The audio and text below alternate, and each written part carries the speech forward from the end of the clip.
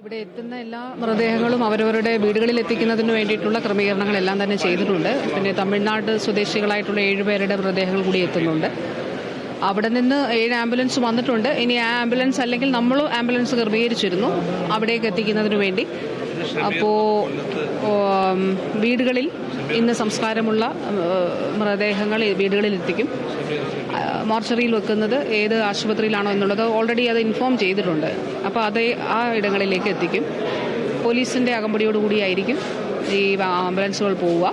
പിന്നെ റവന്യൂ ഡിപ്പാർട്ട്മെൻറ്റിൻ്റെ ഉദ്യോഗസ്ഥരും നോർക്കയും അതോടൊപ്പം ജില്ലാ ഭരണകൂടവുമാണ് CMന്റെ നിർദ്ദേശപ്രകാരം ഈ ക്രമീകരണങ്ങൾ ചെയ്യുന്നത്.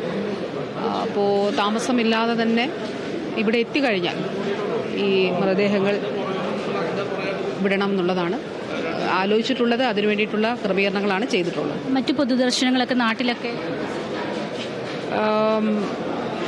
അങ്ങനെ എവിടെയെങ്കിലും ക്രമീകരിച്ചിട്ടുണ്ടെങ്കിൽ അവിടെ നടക്കും. അതല്ലാതെ ഇപ്പോൾ വീടുകളിലേക്കാണ് ഭൂരിപക്ഷവും എത്തിക്കുന്നത്. സർക്കാരിൻ്റെ ഭാഗത്തുനിന്ന് എന്ത് കാര്യങ്ങൾ അപ്പോൾ അവിടെ വീടുകളിൽ എത്തിച്ചു കൊടുക്കുന്നത് വരെയുള്ള എല്ലാ കാര്യങ്ങളും സർക്കാരിൻ്റെ ഭാഗത്തു നിന്ന് ഉണ്ടായിരിക്കും.